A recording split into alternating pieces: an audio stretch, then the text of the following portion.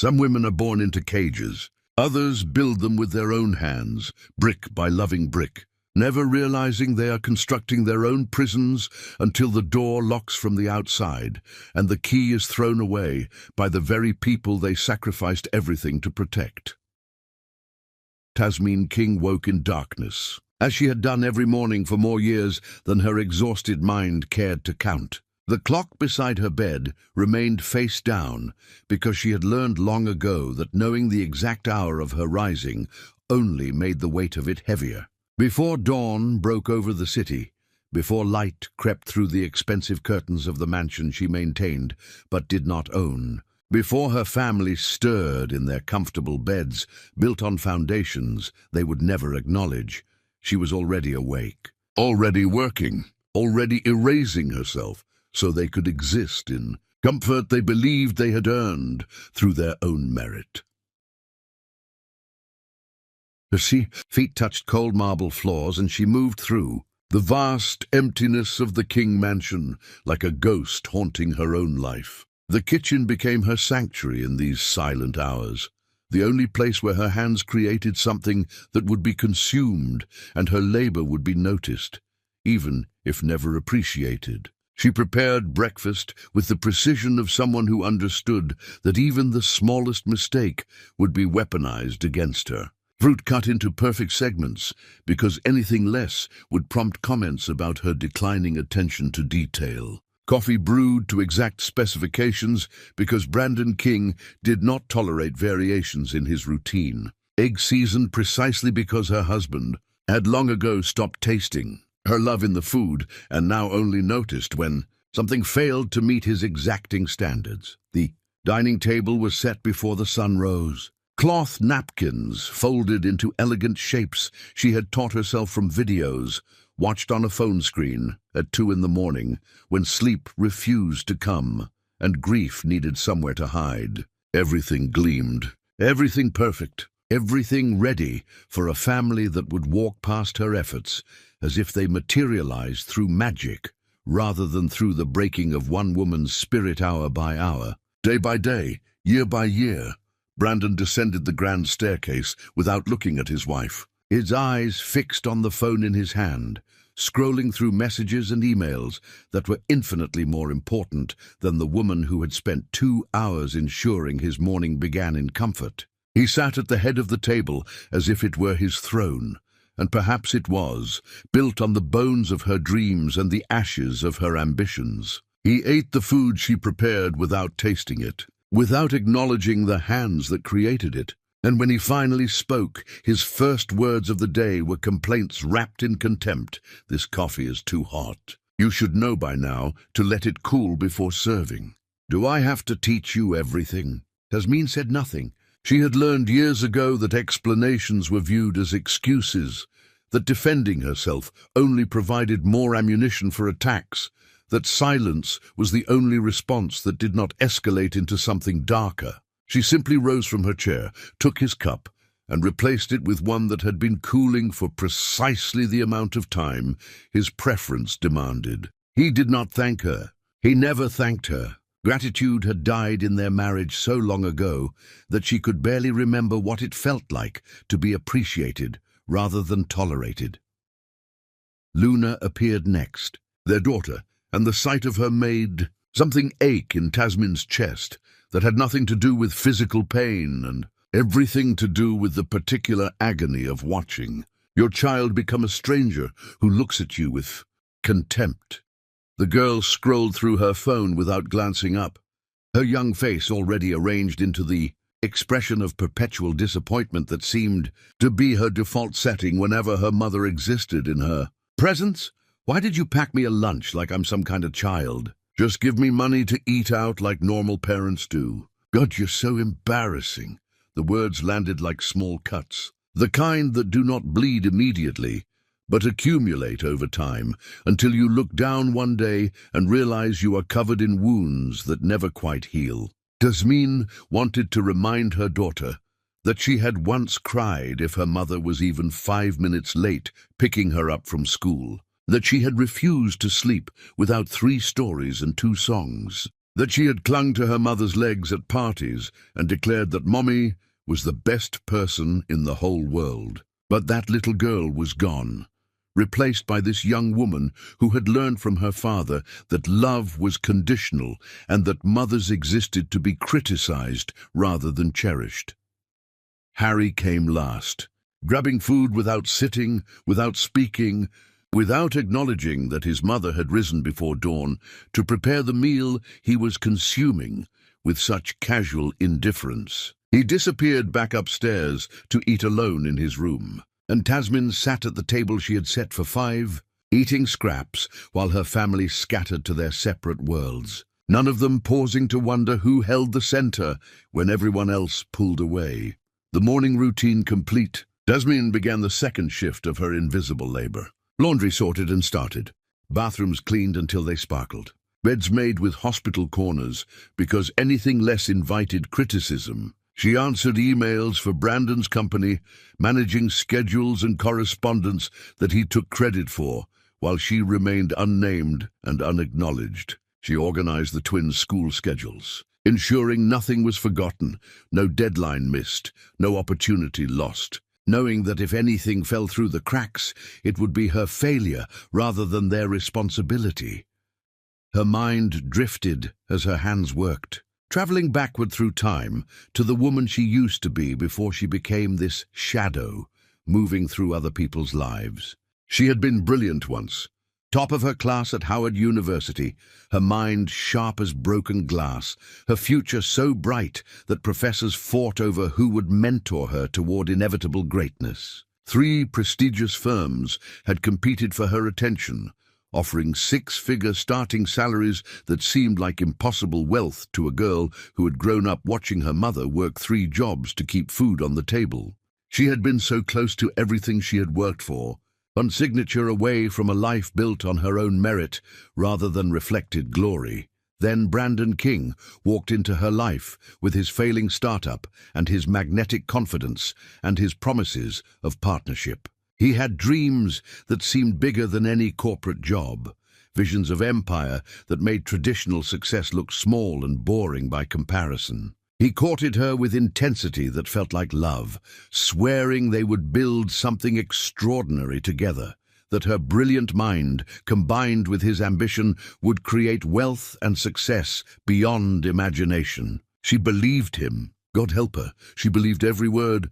She graduated with highest honors and turned down every job offer to pour her genius into his collapsing company. She worked 18-hour days fixing his disastrous financial records, creating projections that actually made sense, pitching to investors with numbers that proved the business could survive. When the twins were born, she stepped back from visible company work but never stopped being its foundation, analyzing markets during nap times, managing supplier relationships while nursing infants. Her brilliance hidden behind domestic labor because Brandon insisted investors would respect him more if they believed he built everything alone. The memory that haunted her most persistently came from 18 years ago, when the twins were small and the company was dying, and Brandon came home night after night, drunk with failure and rage. She could still see him punching walls, screaming that everything he had built was collapsing, that he was going to lose it all and be exposed as the fraud he secretly feared himself to be. She had not cried. She had not panicked. She had gone to work with the cold efficiency of someone who understood that desperate times demanded desperate solutions. She did not sell jewelry as other wives might have done, because jewelry brought thousands when she needed millions. She used her mind instead, the weapon she had been convinced to hide away. She called every investor who had fled and convinced them to return with projections so detailed they could not refuse. She took over the company accounts herself, finding waste and inefficiency Brandon's arrogance had blinded him to. She even traveled hours by bus to meet suppliers he had insulted, rebuilding relationships his ego had destroyed, but her greatest sacrifice remained hidden in legal documents that only one other person would ever see. Her mother had died not long before, leaving her a house that represented the only inheritance she would ever receive. Jasmine sold that house, every brick and memory, converting her mother's legacy into $350 million. She funneled every cent into Brandon's dying company through an anonymous trust with explicit instructions that he never learn the investor's identity. She told him a mysterious benefactor believed in his vision, and he accepted the lie because his ego could not imagine otherwise.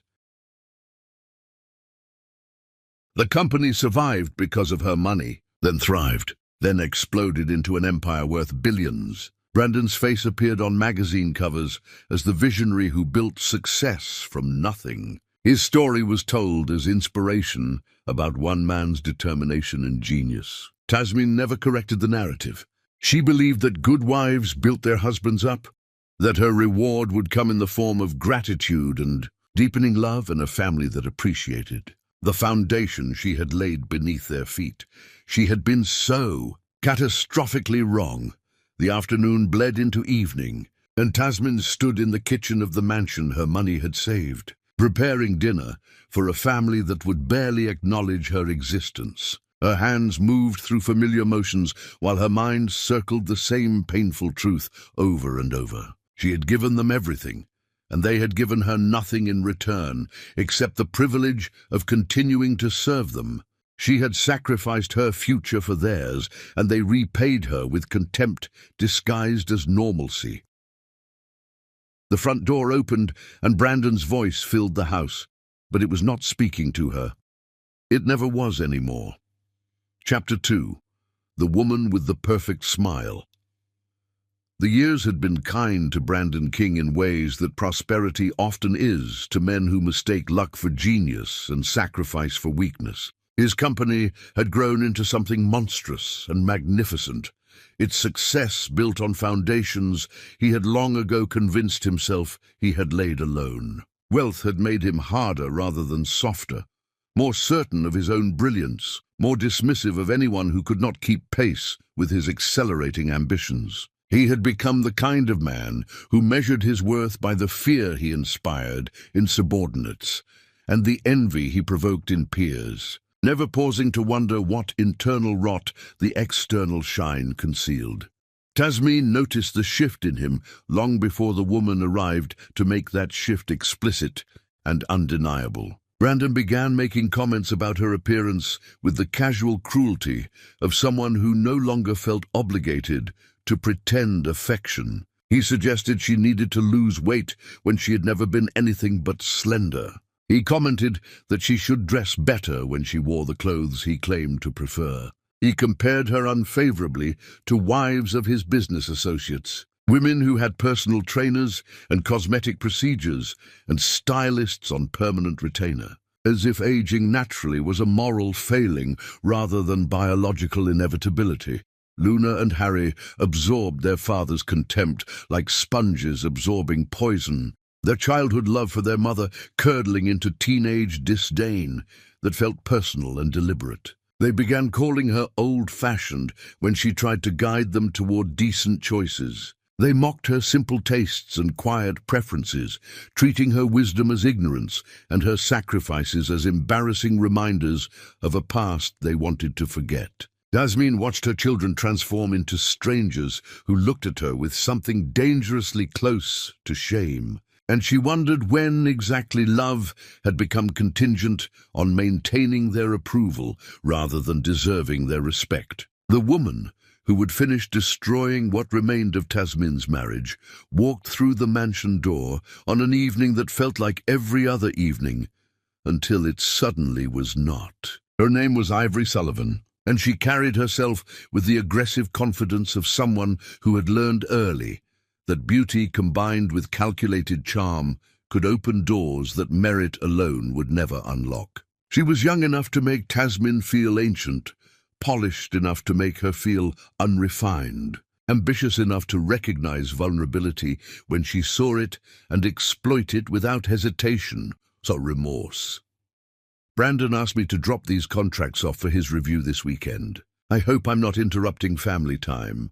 The words were correct, but the tone was wrong, carrying undertones that suggested she knew exactly what she was interrupting and felt no guilt about the intrusion. Ivory's eyes swept across the mansion's interior with the assessing gaze of someone already measuring spaces for future occupation. Her hand rested on Brandon's arm with casual familiarity that spoke of boundaries already crossed and lines already blurred. When she bothered to acknowledge Tasmin at all, it was with a smile that held no warmth, just the cold triumph of someone who had identified her target and begun the campaign to claim territory she had decided belonged to her. Brandon transformed in Ivory's presence in ways that made the contrast with his treatment of Tasmin almost unbearably painful. He laughed at her comments with genuine amusement rather than the grudging tolerance he offered his wife. His posture relaxed and his voice softened,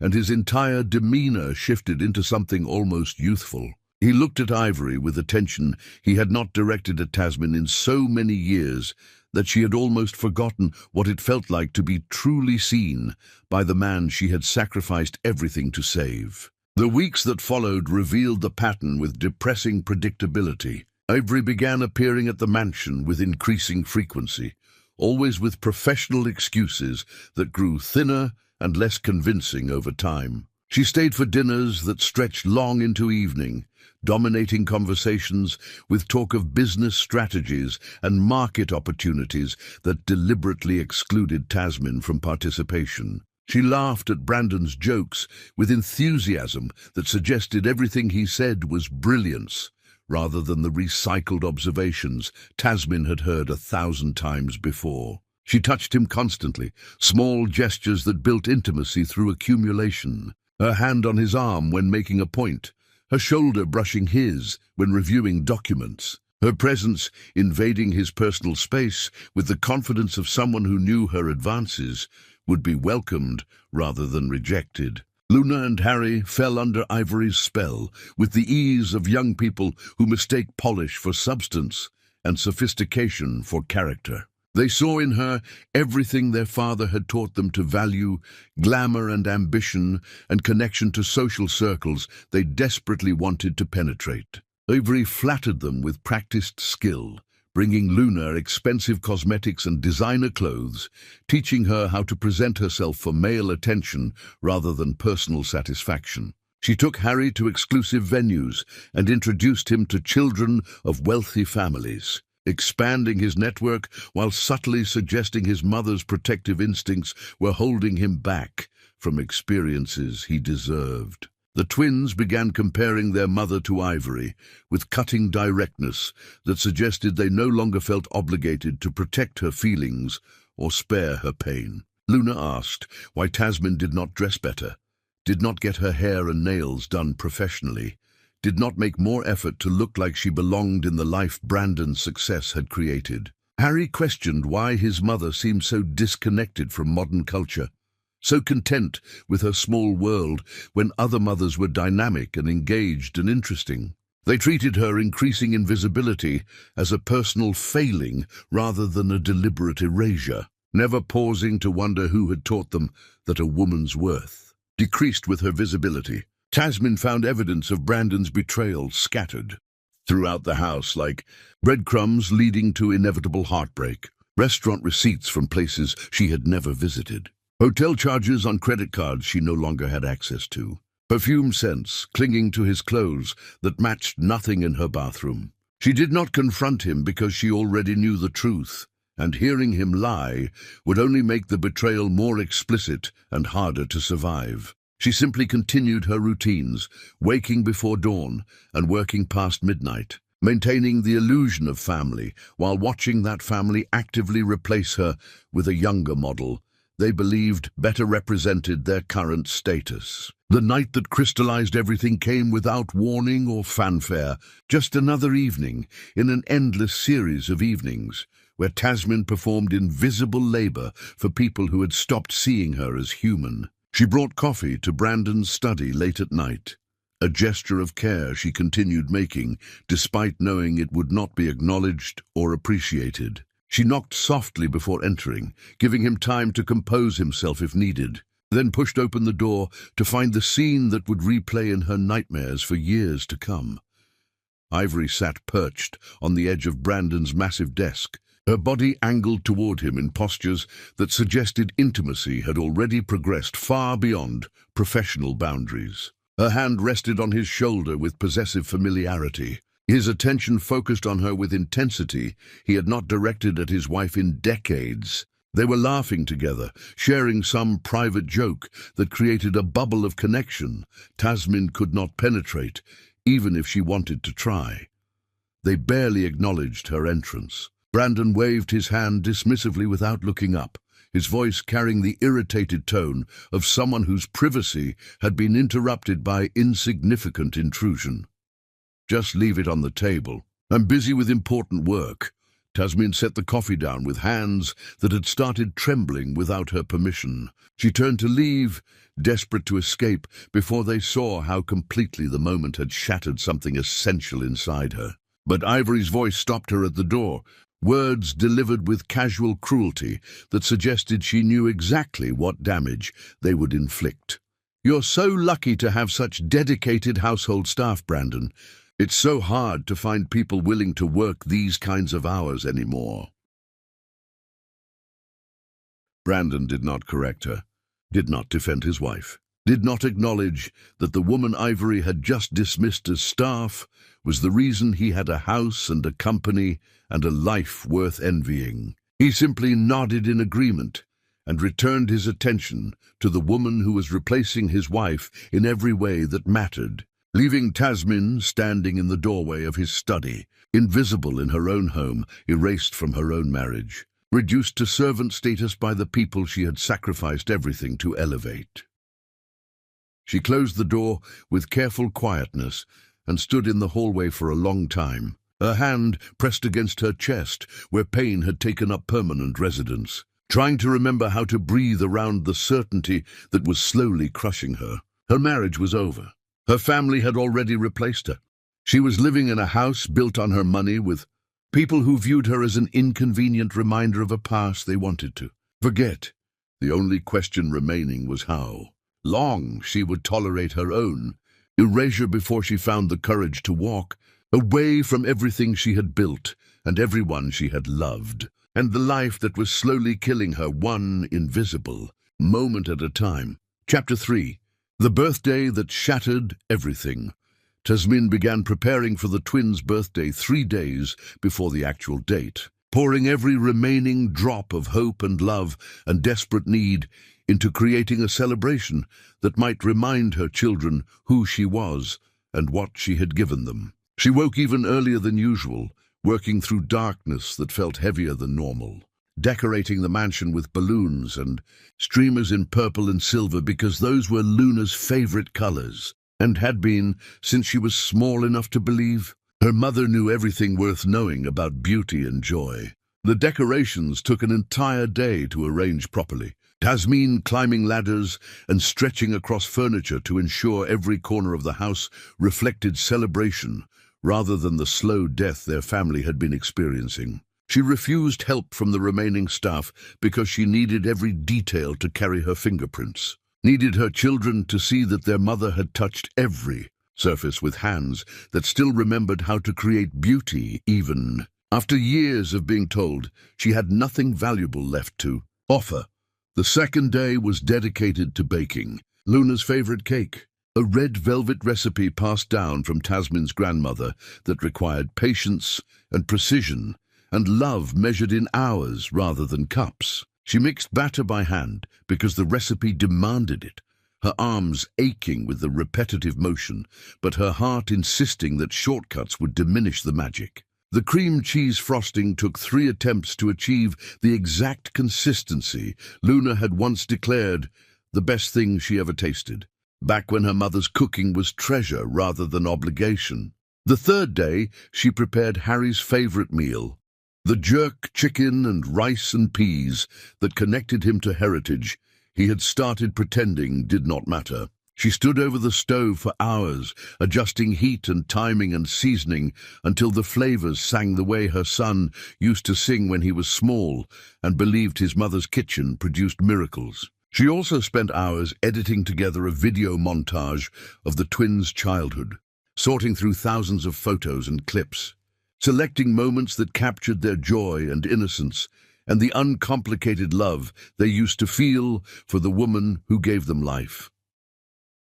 When the birthday finally arrived, Tasmin moved through the mansion, making final adjustments with hands that trembled slightly from exhaustion and anxiety and hope that felt dangerous in its persistence. She had invited extended family members she had not seen in months, old friends who remembered when the King family was happy, people who had watched Luna and Harry grow from babies into young adults. She needed witnesses to this celebration, needed people who might remind her children that family was supposed to mean something beyond convenience and conditional affection.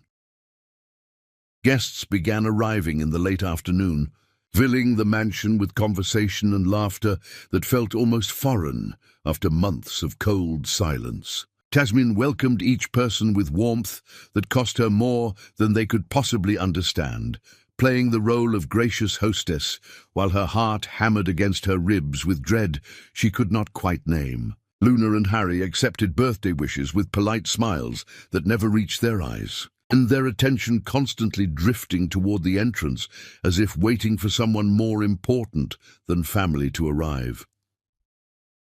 Brandon appeared several hours after the party started, walking through the door with the casual lateness of someone who knew the celebration could not truly begin without his presence. But he did not arrive alone. Ivory Sullivan entered on his arm, wearing a dress that cost more than Tasmin had spent on the entire party, her hair and makeup perfect, her smile bright and proprietary as she surveyed the room, like a queen inspecting territory she had already claimed. The atmosphere shifted immediately, tension crackling through the space as guests registered what Brandon's choice to bring Ivory meant. Family members exchanged glances heavy with meaning. Old friends looked at Tasmin with expressions mixing sympathy and outrage. But Luna and Harry reacted with pure delight, rushing across the room to greet Ivory with enthusiasm they had not shown any other guest, hugging her and complimenting her appearance, and pulling her into the center of the party as if she were the person being celebrated rather than them. Tasmin felt something crack inside her chest, a fracture so deep it made breathing painful, watching her children embrace the woman who was actively replacing their mother. She forced herself to keep moving, serving food to guests who thanked her with pity in their eyes, cutting the cake she had spent hours perfecting, while Luna posed for photos with Ivory instead of her, playing the video montage to a room that paid more attention to phones than memories of childhood innocence. Her sister found her in the kitchen during a quiet moment, pulling her aside with fierce protectiveness in her grip. "You don't have to tolerate this disrespect. This is your house, your party, your children. Tell that woman to leave." But Tasmin shook her head, exhaustion and defeat making her voice flat and emotionless. "It stopped being my house a long time ago. I'm just the woman who cleans it." As evening deepened and the party reached what should have been its celebratory peak, Brandon called for everyone's attention, his voice cutting through conversations with the authority of someone accustomed to being obeyed. He stood at the center of the living room with Ivory beside him, Luna and Harry flanking them like a complete family unit that Tasmin was not part of. The arrangement was deliberate and cruel, a visual representation of her erasure made explicit for everyone to witness. Brandon began speaking about how proud he was of the twins, how they had grown into remarkable young adults, ready to take on the world, how their future was bright because they had learned what it meant to be successful and ambitious. He thanked various people for attending, expressed gratitude for his beautiful home and thriving company, talked about the importance of surrounding yourself with people who elevated you toward greatness. He never once mentioned Tasmin, never acknowledged the woman who spent 3 days preparing this celebration, who gave birth to the children being celebrated, who sacrificed everything so he could stand there pretending he built his empire alone. Guests shifted uncomfortably, family members' expressions darkening with barely contained fury. But no one interrupted, because confronting Brandon King in his own house felt like a battle nobody was equipped to fight. Then Brandon's tone shifted, becoming more serious. And Tasmin's heart stopped completely because she knew what was coming, even before the words formed. I have an important announcement to share with family tonight. Something I've been thinking about for quite some time. A decision that represents a new chapter in my life. He took Ivory's hand, raising it high enough for everyone to see, his fingers intertwining with hers in a gesture of intimacy that left no room for misinterpretation. I've realized over the past year that life is too short to settle for less than what you deserve. I've found someone who understands my vision, who shares my ambition, who can stand beside me as an equal partner. I want to pursue a relationship with a woman who appreciates me properly and can match my success. The room erupted in shocked gasps and angry murmurs, family members starting to protest, old friends rising from their seats with outrage written across their faces. But before anyone could truly object, before the collective horror could organize itself into action, Luna stepped forward, her voice clear and cutting through the noise like a blade through flesh. Harry and I have discussed this extensively with Father. We support his decision to find happiness. We think he deserves to be with someone who appreciates him properly. Harry nodded in agreement, his voice joining his sister's in a harmony of casual cruelty that would haunt everyone present for the rest of their lives. We're adults now. We understand that people grow apart, that marriages run their course. Father has worked too hard to be stuck in a relationship that no longer serves him. Then Luna turned to look directly at her mother, and what she said next would echo in Tasmin's mind forever. Words that could never be unsaid or forgiven. Cruelty so pure it transcended normal human capacity for causing pain. You're too old now, Mother. We want someone younger for our father, someone who can keep up with him and represent our family properly.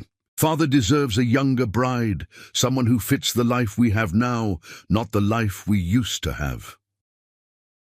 The room went completely silent, every guest frozen in absolute horror at what they had just witnessed. Family members stood with mouths open in shock, unable to process that a daughter had just told her mother she was being replaced like an outdated appliance in front of dozens of witnesses. The silence stretched and stretched until it felt like the entire world had stopped breathing, waiting to see how a woman responds when her own child participates in her public execution.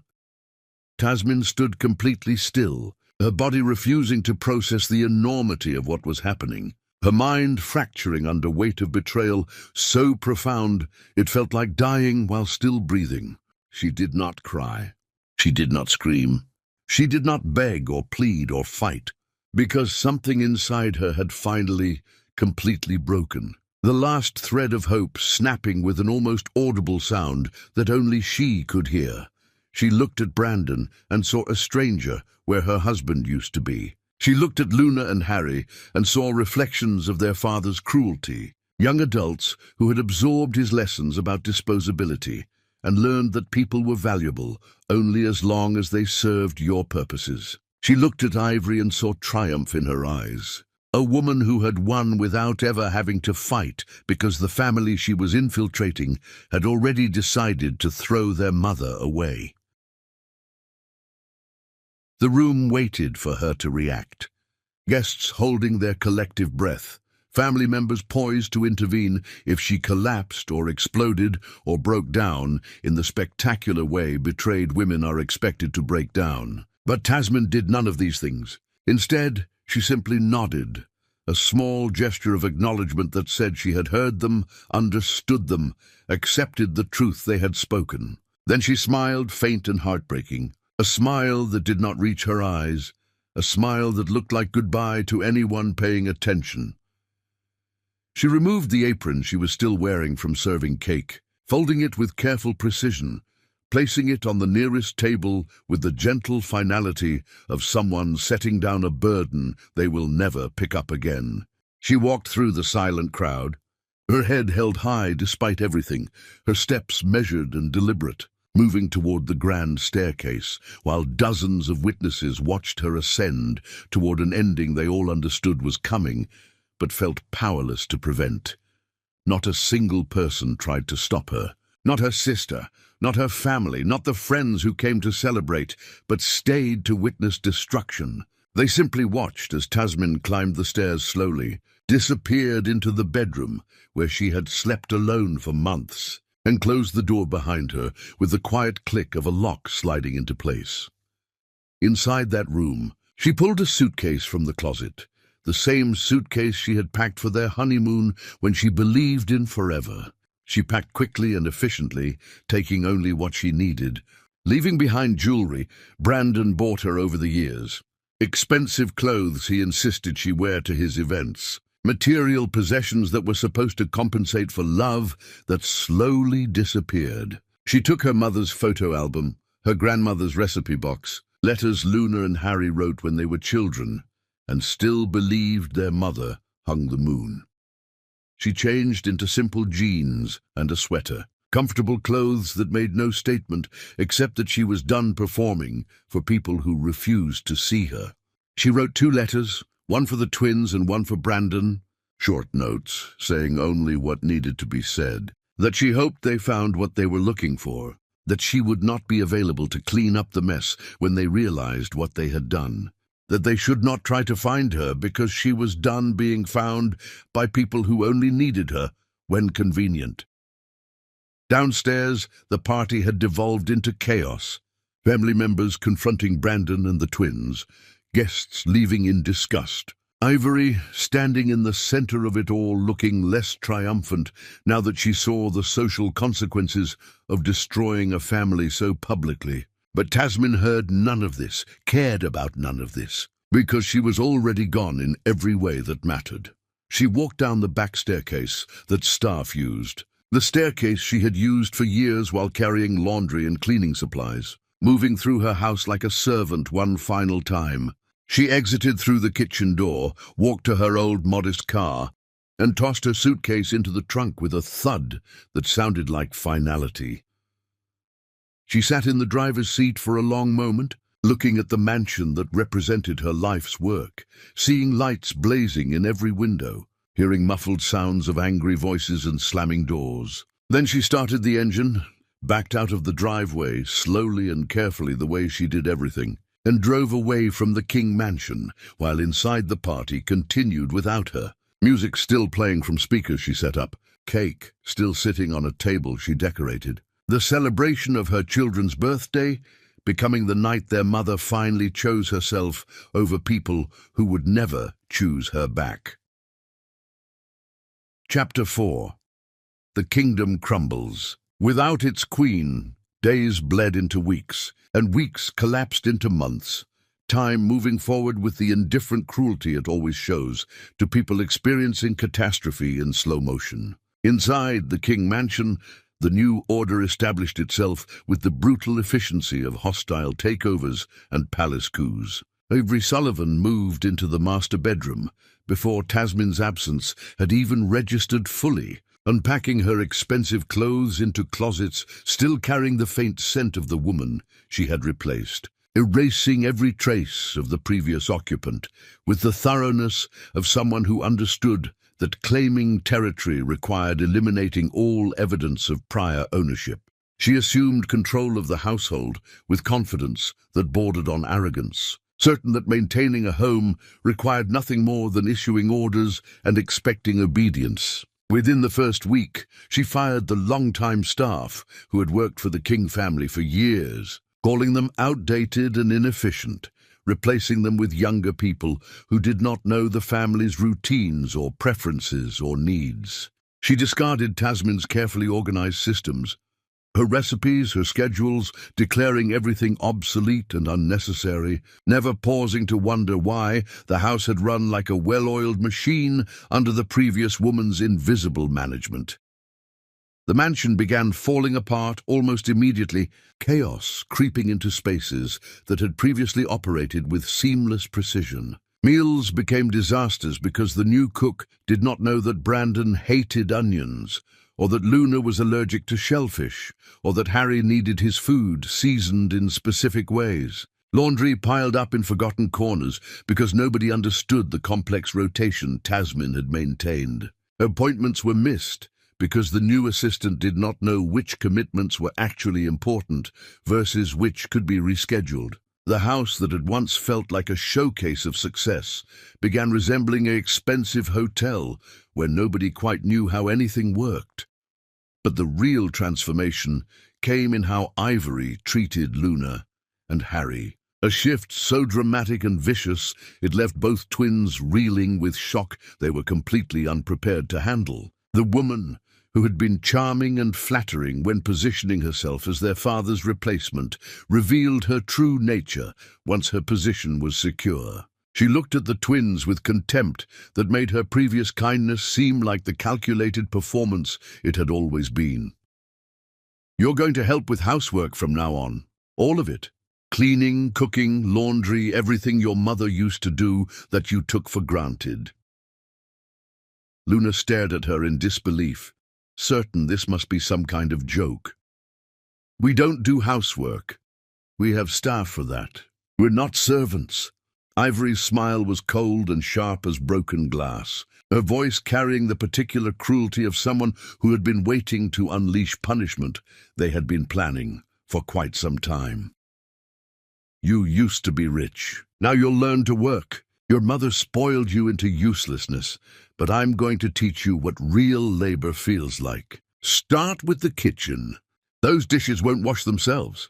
Harry tried appealing to his father, certain that Brandon would intervene and restore the natural order where children of wealthy families did not perform manual labor.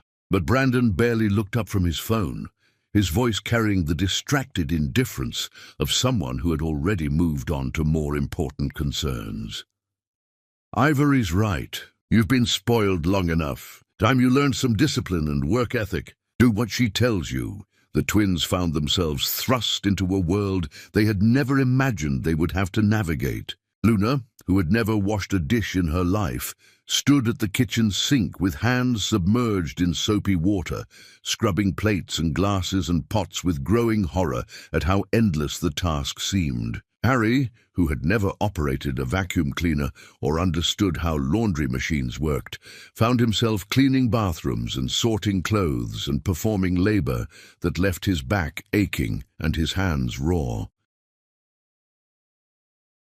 Ivory watched their struggles with satisfaction that suggested this humiliation was the point rather than any actual need for their labor. She criticized everything they did, finding fault with every cleaned surface and every folded towel, making them repeat tasks until they met standards that seemed deliberately impossible to achieve. She worked them from early morning until late at night, giving them endless lists of chores that magically expanded the moment one task was completed. "Your mother did this every single day for years, and she never complained once. But you can't even manage a few simple tasks without whining like children. Pathetic." The servants, who had been hired to replace Tasmin's longtime staff, began leaving one by one, unable to tolerate working under Ivory's management. She was cruel to everyone, treating employees like disposable resources, screaming at them for minor mistakes, creating an atmosphere of fear and resentment that made the mansion feel like a prison rather than a home. Within 2 months, all the new staff had quit, leaving only the 4 of them in that massive house, Brandon and Ivory, and 2 broken young adults learning what their mother's invisible labor had actually entailed. Then came the incident that would haunt Luna and Harry with guilt that felt like physical weight pressing down on their chests. Ivory wore an expensive necklace to a charity dinner, a piece of jewelry that cost more than most people earned in a year, diamonds and precious metals arranged in patterns that screamed wealth and status. When she returned home, she claimed the necklace was missing from her jewelry box, and her eyes landed on the twins with accusation that was already hardened into certainty before any investigation occurred. "One of you stole my necklace. I know it was you. You're jealous that I have nice things and you're reduced to servants, so you took something that doesn't belong to you. Thieves. Both of you are thieves." Luna and Harry protested desperately, swearing they had not touched her jewelry, had not even been in her room, would never steal from anyone, regardless of how they were being treated. But Ivory was relentless, her voice rising to a shriek that brought Brandon running from his study. "Your children are criminals! They stole my necklace and now they're lying about it. Are you going to let them get away with this? Are you going to teach them there are no consequences for theft?" Brandon looked at his children with an expression they had never seen before. Fury mixed with disappointment, mixed with something that looked dangerously close to hatred. He did not ask for their side of the story, did not consider that Ivory might be lying, did not remember that these were the same children he had once claimed to love more than anything in the world. He simply advanced on them with violence in his eyes and raised his hand and struck Luna across the face hard enough to leave a mark that would last for days. Harry tried to intervene and received the same treatment, his father's fist connecting with his jaw with force that sent him stumbling backward into furniture. Brandon beat both of them, while Ivory watched with satisfaction that revealed this had been the plan all along, humiliating them and turning their father against them in ways that emotional cruelty alone could not achieve. You will learn respect, you will learn honesty, you will learn that theft has consequences in this family. The next day, Ivory found her necklace exactly where she had hidden it, tucked away in the back of her own drawer where she had placed it before making her accusations. She offered no apology, made no acknowledgement of the pain she had caused, simply shrugged when Luna pointed out the necklace's miraculous reappearance. "I must have forgotten where I put it. These things happen." Luna and Harry looked at each other with dawning horror, understanding that the woman their father had chosen to replace their mother was not just cruel, but actively malicious, someone who would hurt them for entertainment and face no consequences because Brandon had already chosen sides and they were not on his. They began remembering their mother differently, seeing her invisible labor clearly now that it was absent, understanding what strength it had required to maintain that household while being treated with the casual contempt they had participated in and amplified. But pride and shame prevented them from admitting their mistake out loud, from acknowledging that they had thrown away the best person in their lives to make room for someone who treated them like garbage she was obligated to tolerate. They simply endured, washing dishes and scrubbing floors and learning what their mother had known all along, that labor without acknowledgement breaks something in your soul that is difficult to repair once it fractures. While the household descended into chaos and cruelty, Brandon's empire began showing cracks that would soon become catastrophic fissures. Deals that had been progressing smoothly suddenly fell apart for reasons he could not quite understand. Investors who had been loyal for years started pulling their support, citing concerns about company direction that seemed to materialize from nowhere.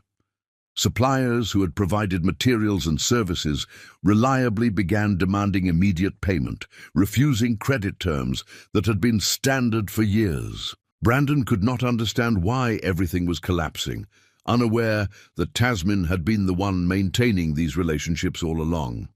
She had sent thank-you notes and remembered birthdays and hosted dinners that built trust and loyalty. Through personal connection rather than just contractual obligation, she had managed supplier relationships with grace that smoothed over Brandon's arrogance and maintained goodwill even when he gave none. She had been the invisible foundation holding everything together, and now that foundation had been removed, and the entire structure was beginning to collapse under its own weight. The company that had thrived and grown and become an empire worth billions started hemorrhaging money at alarming rates. Stock prices fell. Credit lines were cut. Major clients moved their business to competitors without explanation. Brandon worked longer hours trying to stem the bleeding, but everything he touched seemed to worsen rather than improve, as if the universe itself had decided his success was no longer permitted now that the woman who had actually created it was gone. Then came the revelation that would shatter what remained of his world into pieces too small to ever reassemble. The anonymous investor trust that had saved his company all those years ago, the mysterious benefactor he believed had recognized his genius and wanted to participate in his inevitable success, suddenly withdrew all remaining support. The investment firm managing the trust sent a formal letter stating that the benefactor had chosen to redirect resources elsewhere and would no longer be providing financial backing of any kind. Brandon tried desperately to contact them, to understand what had changed, to convince them to reconsider.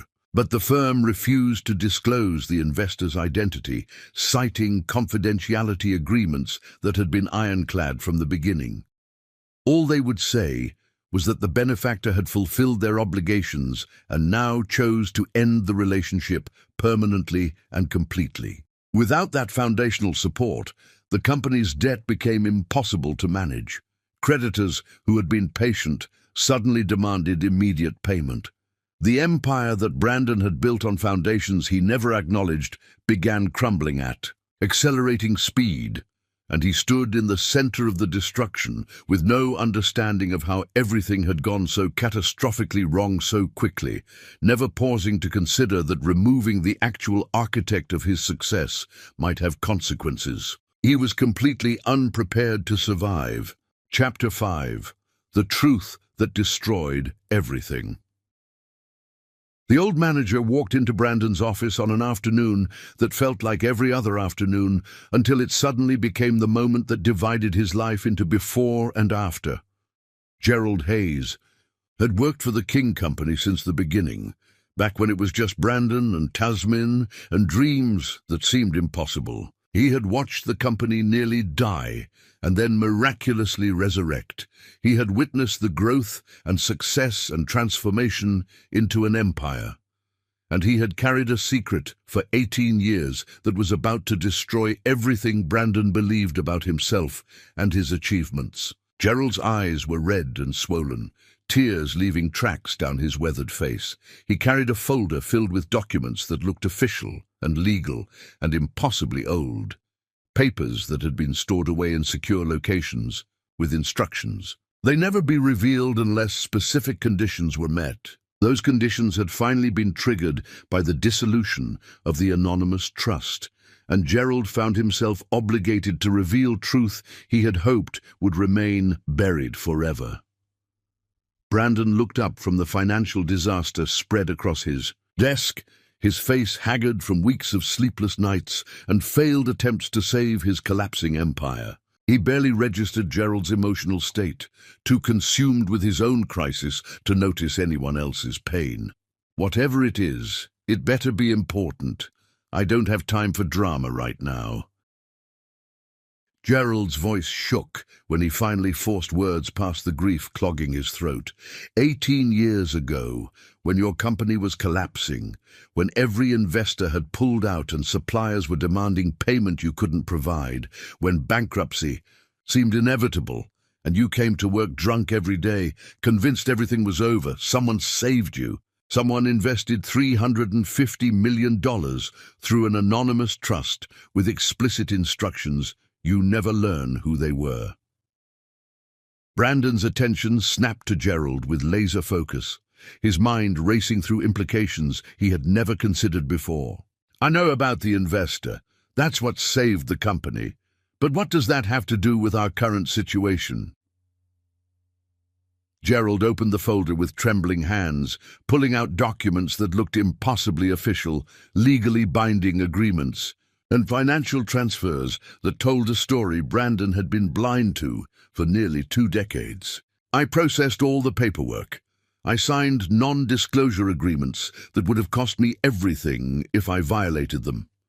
I watched the money come in, and I knew exactly where it came from, but I was legally forbidden from telling you.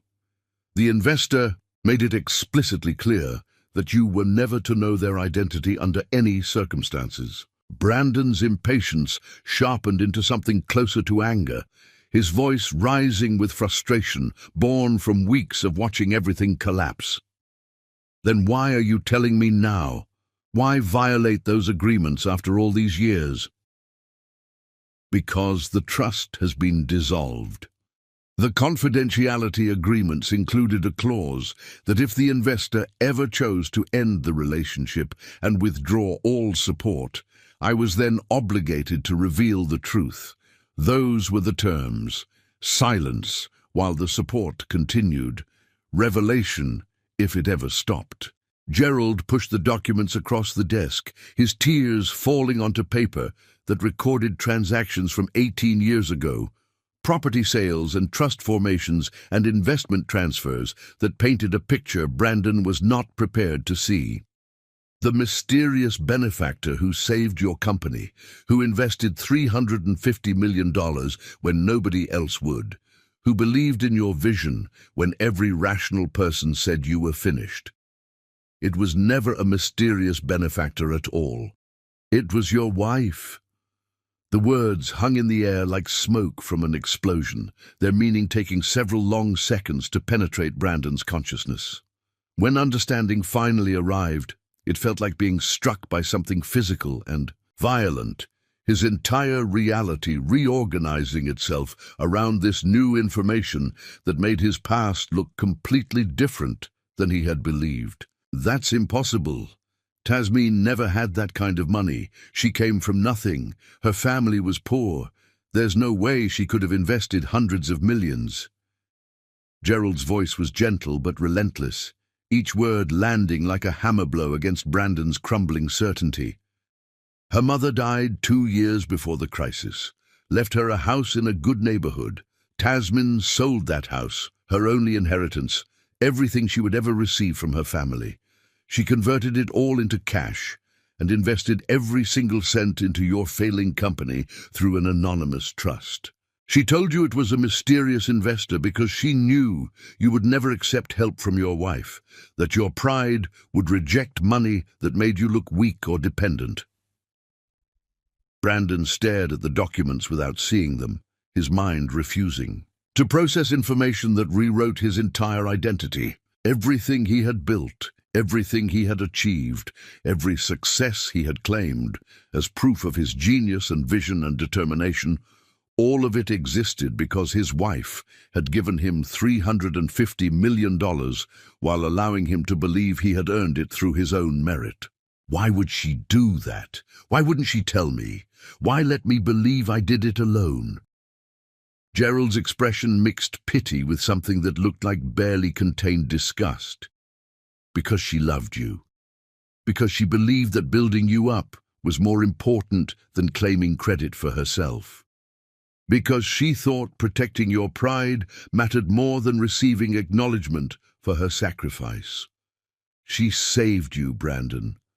Everything you have, everything you are, everything you've become, it all exists because your wife gave you her mother's entire legacy and then pretended she had nothing to do with your success. Duh. The office door burst open, and Luna and Harry rushed in, their faces marked with the bruises their father had given them, their eyes red from crying and lack of sleep, and the slow dawning horror of understanding what they had done. They had been standing outside the door, listening, unable to stop themselves from hearing the truth that was destroying their father's world, and would soon destroy what remained of theirs. Luna collapsed into a chair, her body shaking with sobs that came from somewhere so deep they felt like they might tear her apart from the inside. We threw her away. We told her she was too old. We said father deserved someone younger. We smiled while he replaced her with that terrible woman. And all along, everything we had, everything we enjoyed, everything we took for granted, it was all because of her. Harry's voice broke around words that felt like they were being ripped out of his chest against his will. She stayed up all night pouring out my alcohol when I was destroying myself. She changed Luna's entire school to save her from bad influences. She woke up before dawn every single day to make sure we had everything we needed, and we repaid her by telling her she was worthless and outdated and embarrassing. We destroyed the best person in our lives, because Father taught us that love was something you gave conditionally and withdrew when someone stopped serving your purposes. Brandon tried to speak, to defend himself, to explain that he had not known, but Gerald was not finished delivering truth that had been suppressed for far too long. The investor trust has been dissolved. All remaining funds have been withdrawn. That's why your company is collapsing. The foundation you thought was your own genius was actually your wife's sacrifice, and now that she's gone, now that you drove her away and replaced her with someone who only wanted your money, the entire structure is falling apart because it was never yours to begin with. You didn't build an empire, Brandon. She built it for you, and you were too arrogant and blind to ever acknowledge what she gave you.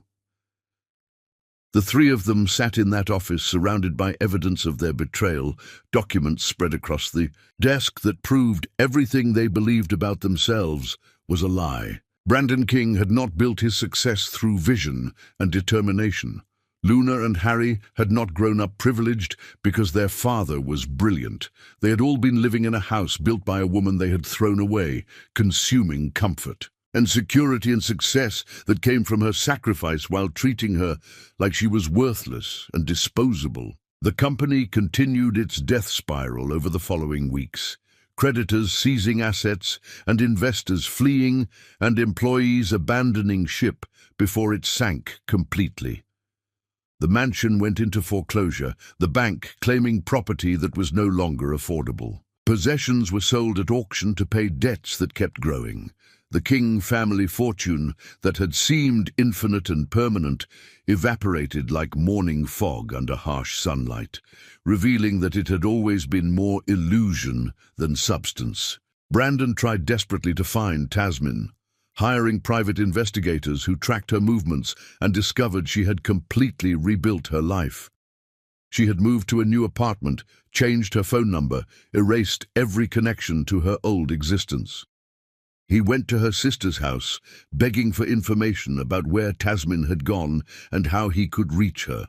The door slammed in his face before he finished his first sentence, her sister's fury so pure and justified that he stumbled backward from the force of it.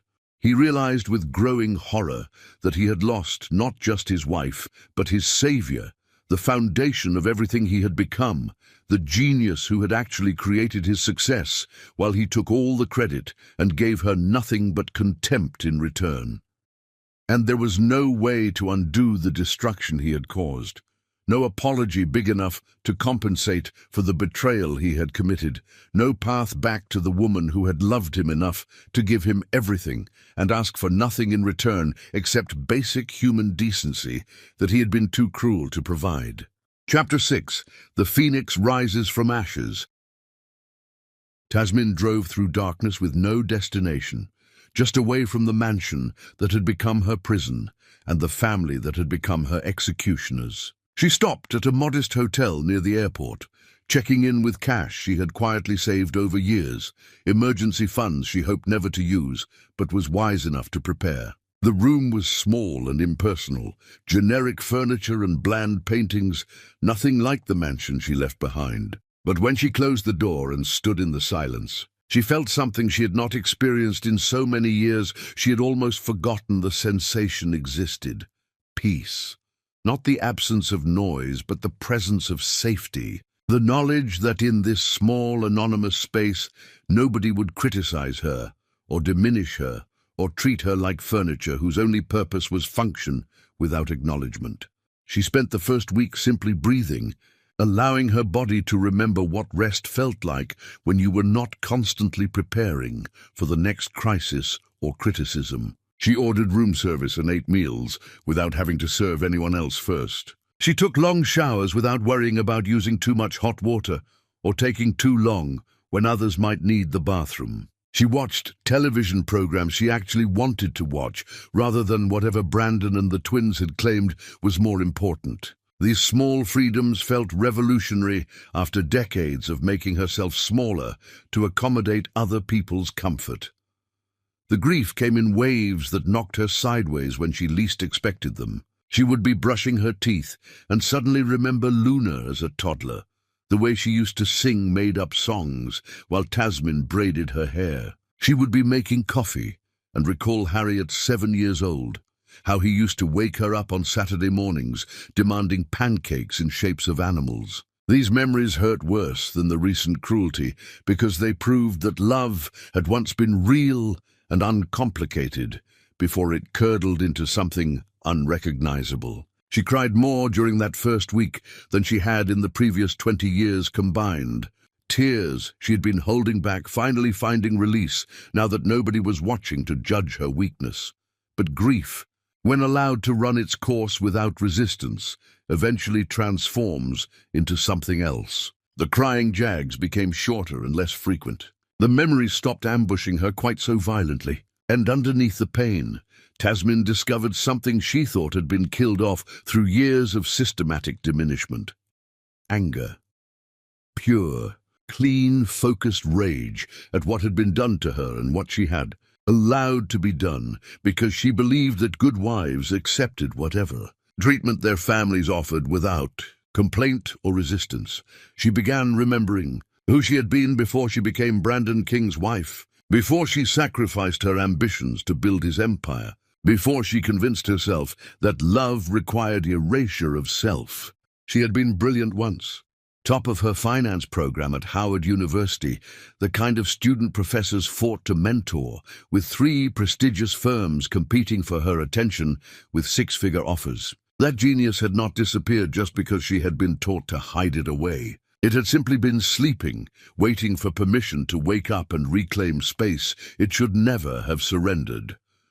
On her 8th day in that hotel room, Tasmin made a decision that would change everything. She opened her laptop and searched for Sterling Ashford, the man who had loved her before Brandon, the one who proposed on graduation day with a ring bought using money from 3 jobs and eyes full of devotion that had seemed sweet but insufficient compared to Brandon's intense passion. She had rejected Sterling gently but firmly, telling him her heart belonged to someone else. Watching his face crumple with pain, he tried unsuccessfully to hide. He had held her hand one last time and said words she had dismissed as romantic exaggeration from a boy who would surely move on and forget her. "I'll wait forever if you ever need me. Not because I'm pathetic, but because some people only come around once in a lifetime, and I'm smart enough to recognize when I've met mine."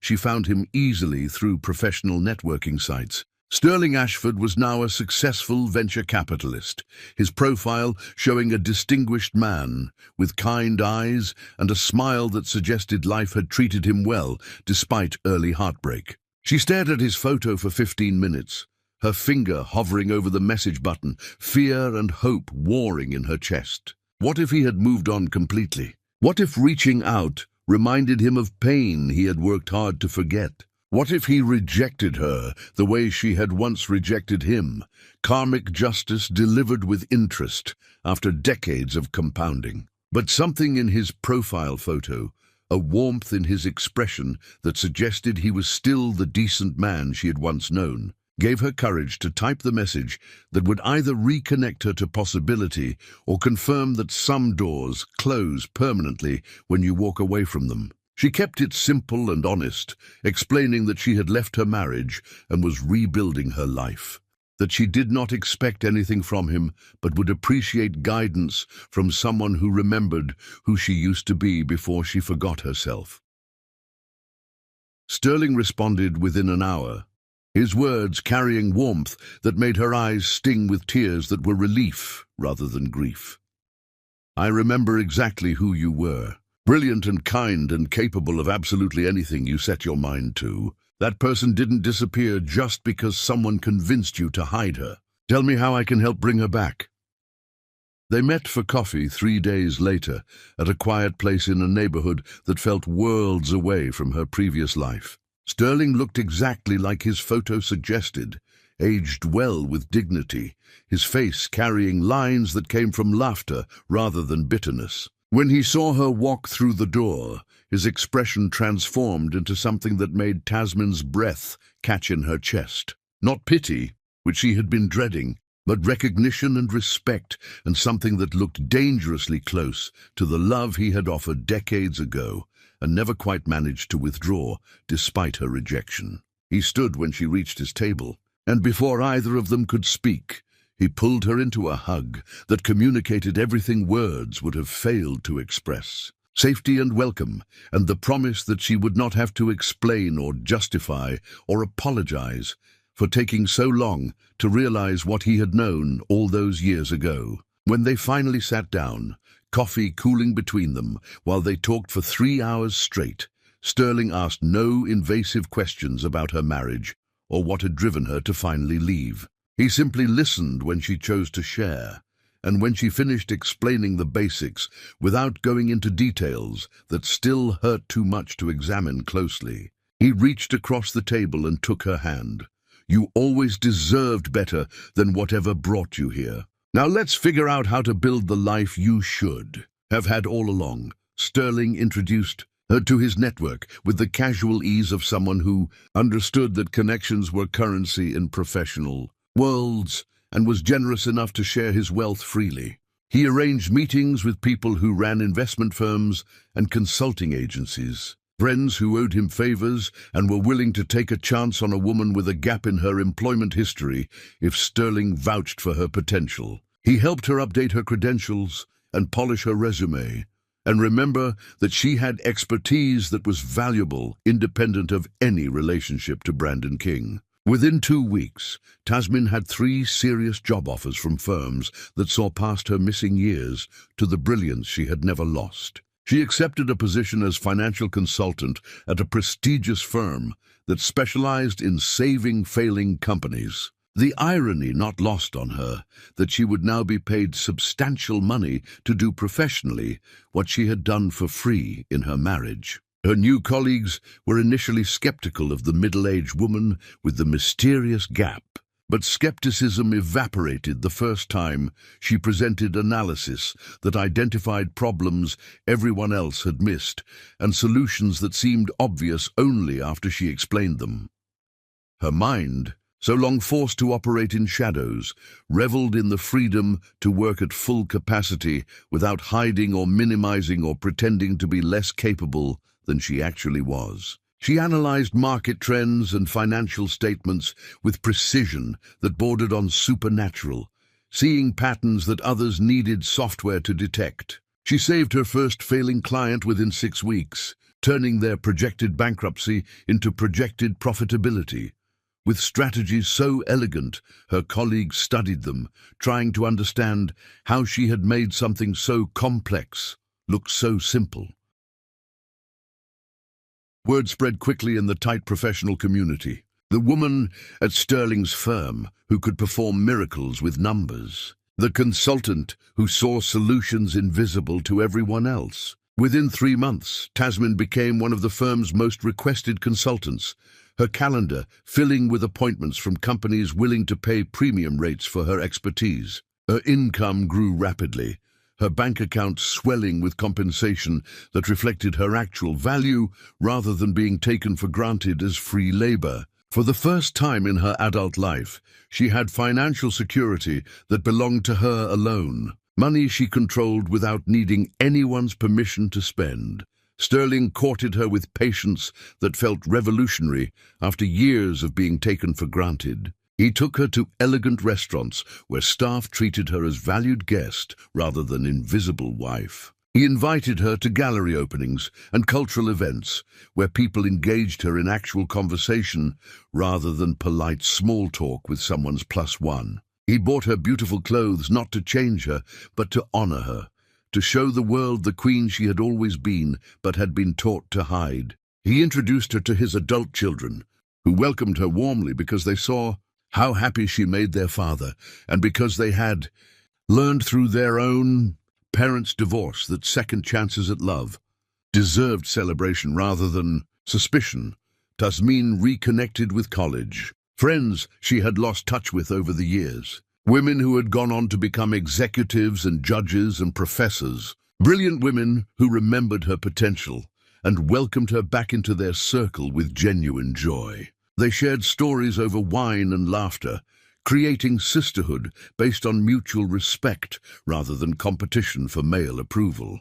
These women reminded Tasman that she had once been part of something bigger than one man's empire, part of a community of ambitious, intelligent women who believed they could change the world if given the chance.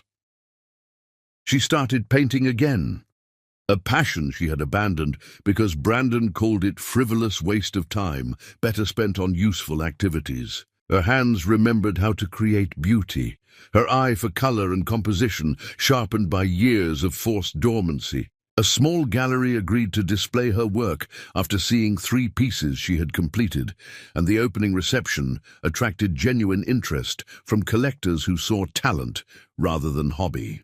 She sold every painting that first night. The money less important than validation, that she could create something valuable that existed completely independent of anyone else's approval or permission. Chapter 7. The Queen Claims Her Throne. The promotion came exactly 6 months after Tasman joined the consulting firm, recognition that her value far exceeded her original position. They made her senior partner with equity stake and decision-making authority and her name on the letterhead. She accepted with grace that concealed how revolutionary it felt to have her contributions acknowledged rather than consumed invisibly, to be valued as essential rather than replaceable, to finally receive credit for genius she had been convinced to hide for decades. Her professional success attracted attention from business publications interested in stories about women who rebuilt themselves after personal catastrophe. She gave several carefully crafted interviews where she spoke about leaving a marriage that no longer served her, about rediscovering professional passion after years away from her field, about the importance of women maintaining their own identities separate from relationships that can end without warning. She never mentioned Brandon by name, never revealed the specific details of her betrayal, never gave satisfaction of public exposure to a man who probably would have welcomed any attention, even negative. She simply told her truth about transformation and resilience. And women across the country wrote to her saying they recognized themselves in her story and were finding courage to save themselves because she had shown it was possible. The letters she received were overwhelming in their emotional intensity. Women trapped in marriages where they had been diminished wrote thanking her for proving that starting over was possible even when you thought you had waited too long. Women who had abandoned their own careers wrote asking for advice about re-entering professional worlds after decades away. Women who were just beginning to realize they deserved better wrote seeking permission to choose themselves over partners who had convinced them that self-sacrifice was love rather than slow suicide. Tasman read every letter and responded to as many as she possibly could, creating an informal network of women, supporting women through the terrifying process of reclaiming lives they had given away piece by piece until almost nothing remained. From these letters and conversations emerged the idea for a book, a project Tasman had not planned but discovered she desperately needed to create. She began writing during evenings and weekends, pouring onto pages all the practical knowledge she wished someone had given her decades ago. The book covered everything, from hiding money to building credit, to understanding divorce law, to creating budgets for single-income households. But more than practical advice, it offered emotional validation that leaving was not failure, that choosing yourself was not selfish, that survival sometimes required abandoning ship before it pulled you under permanently. The manuscript practically wrote itself once she allowed the words to flow. 2 decades of suppressed knowledge and hard-earned wisdom, finding expression in chapters that combined financial strategy with emotional support. She wrote about the importance of having escape funds, about maintaining credit in your own name, about keeping copies of important documents where controlling partners could not destroy them. She wrote about recognizing patterns of emotional abuse, but understanding that love should not require constant self-sacrifice. About trusting your instincts when they tell you something is fundamentally wrong, even if you cannot articulate exactly what.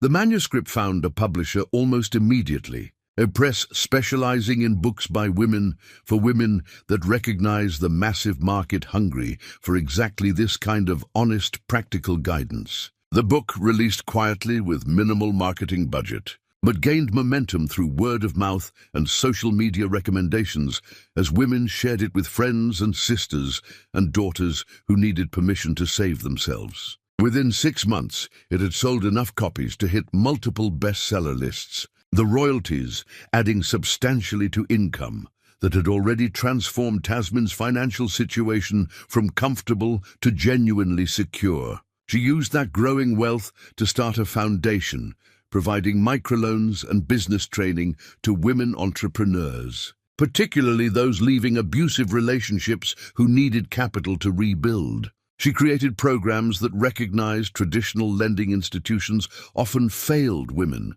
whose credit had been destroyed by partners who used money as control mechanism. Her foundation became known for taking chances on women others had written off, for believing in potential that conventional wisdom said was too risky to support. The first year she funded 30 businesses, watching with pride as women who had been told they were worthless discovered they could create successful enterprises. When given proper resources and support, Sterling proposed on an evening that felt ordinary until suddenly it transformed into something extraordinary. They were walking through a park near her townhouse after dinner at their favorite restaurant, discussing plans for expanding her foundation's reach, when he stopped beneath a tree whose branches created cathedral ceiling of leaves illuminated by streetlights. He took both her hands in his, looking at her with love that had waited patiently for decades without demanding anything in return, and spoke words that made her cry for the first time in months. "I loved you when you were someone's wife, trapped in a marriage that was slowly killing everything beautiful about you. I love you even more now that you belong only to yourself, now that I can see the woman you were always meant to become. I'm not asking you to give up your independence or change anything about the life you've built with such courage and determination. I'm just asking for the honor of being the man who stands beside you, who supports your dreams without trying to control them, who never makes you smaller so he can feel bigger. Give me the privilege of being the partner you deserved all along, but were never given until now." Tears filled Tasmin's eyes, but they were not tears of pain or grief or the complicated sorrow that had defined so much of her adult life. These were tears of peace, of recognition, of understanding that love was supposed to feel like safety rather than sacrifice. She said yes, not because she needed him to complete her, but because she wanted him to complement her. Not because she could not survive alone, but because surviving together would be infinitely sweeter than anything she could build in isolation. They married in a small, intimate ceremony, attended by people who genuinely cared about them. Sterling's children and her college friends and colleagues who had watched her transformation with admiration that bordered on awe. Her life became something she had never imagined possible during those dark years in the King Mansion. She traveled frequently for speaking engagements at conferences and universities. She expanded her foundation's reach, helping more women every year escape circumstances that had once trapped them. She painted whenever inspiration struck, her gallery shows attracting serious collectors. She published a second book about financial strategies for women entrepreneurs. She mentored young consultants at her firm, teaching them not just technical skills, but the importance of valuing themselves properly and never accepting less than they deserved. Meanwhile, Brandon King's obsession with finding her grew into something that consumed what remained of his shattered existence. The private investigators he could barely afford reported back on her new life with details that should have made him happy if he actually loved her, but instead filled him with jealous rage because he could not tolerate her thriving while he suffered consequences of his own cruelty. They told him about her career success and her relationship with Sterling and her growing public profile. They showed him photographs of her at charity events, looking radiant and confident and happier than she had ever looked during their marriage. Every detail felt like accusation, highlighting everything he had destroyed through arrogance and cruelty, and the casual dismissal of a woman who had sacrificed everything to build his empire. But Tasmin knew nothing of Brandon's surveillance or his growing desperation to find her and beg forgiveness. He had not earned. She had moved forward so completely that he existed only as lesson learned, rather than person she still thought about. She had claimed the life she always deserved, and she would not risk that hard-won peace by allowing toxic people back into her orbit simply because they had finally realized what they lost. Her past was dead and buried, and she intended to keep it that way while she built a future that belonged entirely to her. Chapter 8. The Desperate Pilgrimage. Brandon King stood in what remained of his office, surrounded by liquidation notices and eviction warnings and legal documents outlining complete destruction of everything he had believed was his. The company had declared bankruptcy after creditors seized every asset that could be converted to cash. The mansion had been sold at auction to a young family who would never know the history that occurred within those walls. His bank accounts had been emptied, paying debts that kept multiplying even as he tried desperately to contain them. The fortune he had spent decades accumulating had evaporated as quickly as morning fog under harsh sunlight, leaving him with nothing except crushing awareness that he had destroyed the only person who ever truly loved him. Luna and Harry lived with him now in a cramped two-bedroom apartment in a neighborhood that represented catastrophic downgrade from their previous life. The building smelled like old cooking oil and mildew.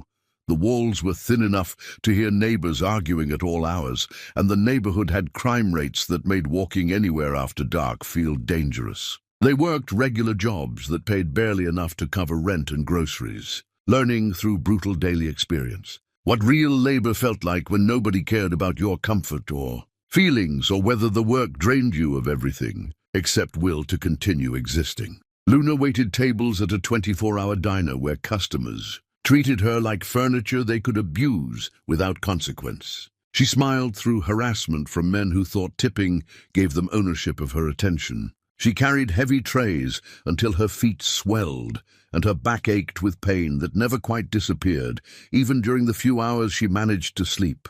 She came home smelling like grease and stale coffee, her uniform stained despite endless washing, her eyes empty of the spark that had once made her believe she was special and destined for better things than this grinding poverty. Harry worked delivery for a company that tracked his every movement through GPS and punished him for slowness that came from never having learned how to be efficient with physical labor. He drove a beat-up van through all weather conditions, hauling packages up flights of stairs in buildings without elevators, racing against timers that seemed designed to guarantee failure regardless of how fast he moved. His hands developed calluses, and his shoulders carried permanent ache from lifting boxes that were always heavier than labels suggested. He fell into bed each night too exhausted to even remove his shoes, his dreams haunted by memories of the comfortable life he had taken for granted and helped destroy through his own cruelty. They saw their mother in every exhausted woman serving food or cleaning offices or performing invisible labor that kept society functioning while receiving no acknowledgement or respect. They understood, finally, far too late, what she had given them.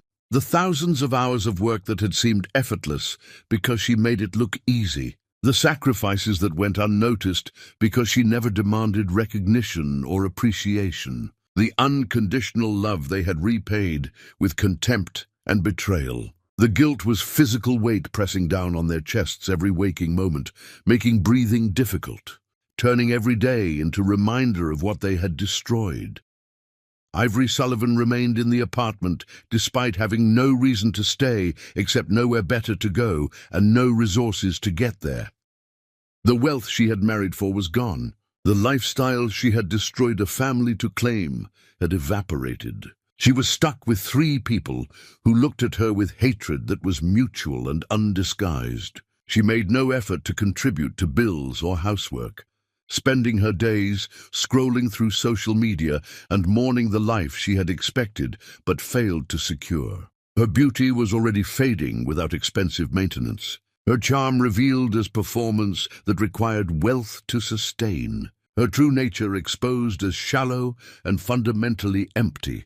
Brandon became obsessed with finding Tasmin, convinced that if he could just apologize and explain and beg for forgiveness, she might save him one final time, the way she had saved him so many times before. He hired private investigators he could barely afford, paying them with money that should have gone to rent or food, prioritizing his desperate need for redemption over his children's basic survival. The investigators tracked her movements and reported back with details that made his failure more explicit and painful with each update.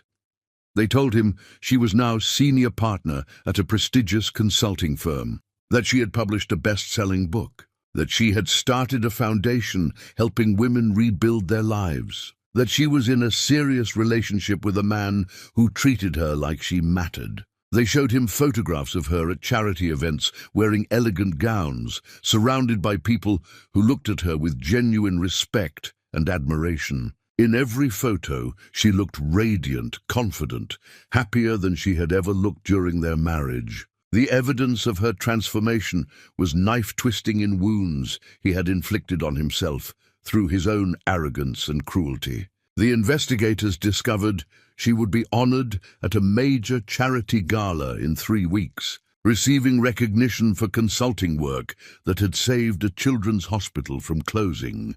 The event would be attended by the city's elite, philanthropists and business leaders, and society figures who moved in circles Brandon had once inhabited but was now permanently excluded from. Brandon decided immediately that he would attend, that he would find a way to talk to her and make her understand how sorry he was and how desperately he needed her forgiveness. He did not consider that she might not want his apology, did not pause to wonder whether forgiveness was something owed to people who hurt you or something freely given only when healing made it possible, did not understand that she had spent months deliberately building a life that excluded him from every aspect of her existence. He simply assumed that his suffering entitled him to her attention, that his newfound understanding of what he had lost gave him right to demand audience with the woman he had spent years systematically destroying. He convinced Luna and Harry to accompany him, the 3 of them planning the trip with desperation that bordered on delusion. They believed that seeing her would somehow make everything better, that their presence would communicate sincerity words alone could not convey, that she would look at them and remember love that had once been real even if they had spent years killing it through cruelty and indifference. They did not understand that some betrayals are too profound to forgive, some relationships too damaged to salvage, some bridges too thoroughly burned to ever reconstruct, regardless of how desperately the arsonists want to rebuild what they destroyed. The night of the gala arrived, and Brandon drove his old car to the venue, Luna and Harry silent in the back seat, all 3 of them wearing the best clothes they still owned, which looked shabby and outdated compared to what they used to take for granted. They had no tickets or invitations, no legitimate reason to attend an exclusive event for wealthy philanthropists and society elite. When they arrived, the contrast between their modest vehicle and the limousines pulling up to the entrance made their fall from grace impossible to ignore. Security stopped them immediately, professional but firm in refusing entry to people who clearly did not belong in this gilded world. Brandon tried explaining that he needed to see his wife, that it was an emergency, that his entire life depended on this conversation. The guards listened with expressions mixing pity and contempt, recognizing him from news reports about his company's spectacular collapse and seeing in his desperation the entitlement. of men who believed the world owed them access to, spaces and people they no longer had any right to claim. Brandon offered bribes that were refused, amounts that would have been substantial before his bankruptcy, but were insulting now given the wealth surrounding this event. He argued and pleaded, his voice rising to levels that attracted attention from guests arriving in designer clothes and jewelry worth more than he would earn in years. Luna and Harry stood behind their father, watching wealthy people look at them with disgust that made them feel smaller and more pathetic with each passing moment. Understanding they had become the kind of people who begged for scraps from lives they once took for granted. Finally, in desperation, Brandon pressed cash into the hand of a young staff member along with hastily written note. The note said he knew what she had done, that he understood now about the $350 million, that he needed to thank her and apologize and make things right. The staff member took the money and note and disappeared into the gala, leaving Brandon and his children waiting outside like beggars at a feast, watching endless stream of wealthy guests flow past them into a world they used to inhabit but had been permanently expelled from through their own choices. The wait felt endless, time stretching in that particular way it does when suspended between hope and inevitable disappointment. They stood there for over an hour, security watching them carefully to ensure they did not try entering without permission. Then the door opened and a staff member approached, and for one brief moment Brandon felt hope bloom in his chest that maybe, possibly, she had agreed to see him. But the staff member's expression was neutral, carefully professional, and his words were simple and devastating. "There's a small private room off the main entrance. You've been granted 5 minutes. Follow me." They were escorted to a side room that was elegantly furnished but clearly designed for having conversations that could not happen in public view. The door closed behind them, and they waited in silence, 30 minutes that felt like hours, hope warring with dread. Then finally the door opened again, and Tasmin walked in, and everything Brandon thought he understood about his situation revealed itself as catastrophically incomplete because the woman approaching them looked nothing like the wife he remembered and everything like a queen, surveying subjects who had lost the right to her. Mercy. Chapter 9. The Confrontation Without Mercy. Tasmin stood in the doorway of that small private room, and the 3 people waiting inside felt the temperature drop 20 degrees from the coldness radiating off her like winter wind. She wore an emerald gown that probably cost more than their monthly rent. Her hair swept up in an elegant style that highlighted bone structure that had always been beautiful, but was now somehow more pronounced, as if leaving them had allowed her true self to emerge from hiding. Diamonds glittered at her throat and ears, not the modest jewelry Brandon had bought her over the years, but serious pieces that announced wealth and status earned rather than borrowed. Her posture was perfect, her expression calm and controlled, and her eyes, when they landed on her former family, held absolutely nothing that resembled the love or forgiveness or mercy they had come begging to receive.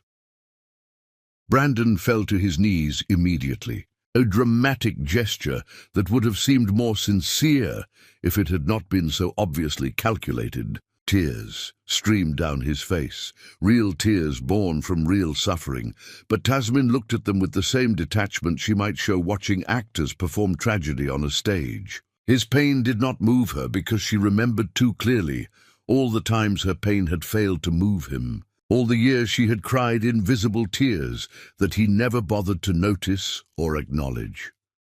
"Tasmin, please. I know what you did. Gerald told me everything. The $350 million, your mother's house, the anonymous trust. I know that everything I built, everything I achieved, everything I became, it was all because of you. I was blind and arrogant and cruel, and I threw away the best thing that ever happened to me. I'm so sorry. God, I'm so sorry. Please forgive me. Please give me another chance to be the husband you deserved. I'll do anything, change everything, become whoever you need me to be." His words tumbled out in desperate rush, Apologies and promises and declarations that might have meant something if they had come decades earlier. If they had arrived before he systematically destroyed her through years of casual cruelty and deliberate erasure. But timing matters, and these words were coming far too late, offered only because consequences had finally arrived, rather than because he had experienced genuine moral awakening about how badly he had treated the woman who saved him. Luna and Harry were crying too, sobs that shook their thin bodies. Guilt and regret pouring out in waves that would have broken their mother's heart if her heart had not already been broken so many times by these same people that it had finally scarred over into something harder and less permeable. Luna's voice cracked around words that cost her everything to speak. "Mama, we were so wrong. We were cruel and selfish, and we took everything you did for granted. Avery made us her servants after you left, forced us to clean and cook and scrub floors, and we finally understood what real work means. We realized you woke up before dawn every day to make sure we had everything we needed. You protected us and guided us and loved us unconditionally, and we repaid you by telling you you were too old, by saying Father deserved someone younger. We threw you away on your own children's birthday. There's no apology big enough for what we did, but please, please, let us try to make it right. Please be our mother again. We need you." Harry's voice joined his sister's, both of them speaking over each other in their desperation to be heard, to communicate sincerity, to somehow bridge the impossible distance their cruelty had created. "We were horrible to you. We learned it from Father, absorbed his contempt and made it our own. But that's not an excuse. We chose to be cruel. We chose to mock you and dismiss you and treat you like you were worthless. Now we're working minimum wage jobs and living in a terrible apartment, and we finally see what you gave us, what you sacrificed, how much strength it took to do what you did every single day without ever asking for anything in return. Please forgive us. Please give us another chance to be the children you deserved." Tasmin listened to all of this without speaking, her face calm and unreadable, her hands folded in front of her with the composure of someone who had spent months preparing for exactly this confrontation. She let them finish, let them exhaust themselves with apologies and promises and desperate pleas for mercy they had never shown her. When their words finally ran out and only their tears remained, when the silence stretched long enough to become uncomfortable, she finally spoke. Her voice was quiet but firm, each word carefully chosen, each sentence landing like verdict from which there would be no appeal. "I spent 20 years making myself smaller so you could feel bigger, sacrificing my dreams so you could chase yours, erasing my ambitions so you could build empires on foundations I laid but never claimed credit for. I accepted crumbs of affection while giving you feast after feast of unconditional love. I woke before dawn and worked past midnight. I protected you from consequences and shielded you from discomfort and gave you every advantage I could create through my own invisible labor. And you repaid me by treating me like furniture, like hired help, like an embarrassment you were obligated to tolerate until you found someone better." Brandon tried to interrupt, to explain, to defend himself, but Tasmin raised her hand and he fell silent immediately, some part of him still recognizing authority when he encountered it, even if he had spent years pretending she had none. "I left not because I stopped loving you, but because I finally started loving myself, because I realized that your happiness was built on my misery, and that is not love, that is exploitation. That is abuse dressed up in the language of family obligation. You did not love me, Brandon. You loved what I did for you, what I gave you, how I made your life easier without demanding anything in return except basic human decency that you were too selfish to provide." She turned to her children, and the pain in her eyes was evident even through the controlled calm of her expression. "You chose to follow your father's cruelty instead of my kindness. You had examples of both, and you deliberately selected contempt over compassion. That makes you responsible for your own choices, regardless of who influenced you. Children do not owe their parents blind loyalty, but parents owe their children better examples than the ones your father provided. I tried to give you that. I tried to show you that love means sacrifice, and that family means loyalty, and that people deserve respect, regardless of how much money they have or how fashionably they dress. You rejected those lessons because they were inconvenient, because being kind required more effort than being cruel. She paused, letting her words sink in, watching them absorb truth they had been running from for months. The money I invested was not a loan to be repaid. It was a gift given by a woman who believed in forever. When you broke that forever, when you replaced me with someone younger and called me too old in front of everyone I had invited to celebrate the children I gave birth to, you forfeited any claim to my labor, my genius, my sacrifice. You do not get to consume my best years and then come begging for more when consequences finally arrive. You do not get to treat me like garbage and then demand I forgive you because you have finally discovered what everyone else already knew. That I was the best thing that ever happened to you, and you were too blind to recognize it until I was gone. Luna rushed forward, grabbing her mother's arm with desperate strength, pleading with eyes that once looked at Tasmin like she hung the moon, but now just looked broken and lost. Is there anything we can do to prove we've changed? Any way to earn back even a fraction of your presence in our lives? Please, Mama, we'll do anything. Tasmin gently removed her daughter's hand from her arm, the gesture tender despite the finality it communicated, and looked into Luna's eyes with sadness that spoke of love that still existed somewhere, but could no longer be accessed through any door they had the keys to open. Change is proven through consistent action over time, not through desperate promises made in crisis. You want forgiveness because you're suffering, and you think I can save you from consequences of your own choices. But I will not be your rescue when you need me while remaining your burden when you don't. I will not sacrifice my newfound peace to fix problems you created through your own selfishness. Sometimes loving someone means letting them face the full weight of losing you, because only then will they understand what they had and what they destroyed. Brandon made one final attempt, his voice breaking around words that felt like they were being torn from his chest. I'll do anything, change everything, become whoever you need me to be. Work my entire life to make this right. Please, Tasmin, please don't give up on us. Don't throw away 20 years of history because of mistakes I'm willing to spend the rest of my life correcting. Tasmin turned to face him fully, and what she said next would haunt all three of them for the rest of their lives. Words that communicated finality more effectively than any legal document could. I spent 2 decades being whoever you needed me to be, erasing myself piece by piece until nothing remained except service and sacrifice. I made myself smaller and quieter and more invisible every year because you taught me that love required self-annihilation. I will never again diminish myself for people who could not see my value when I was giving them everything. You did not love me when you had me. You loved what I did for you. Now you can live with the consequences of not appreciating the difference until it was too late.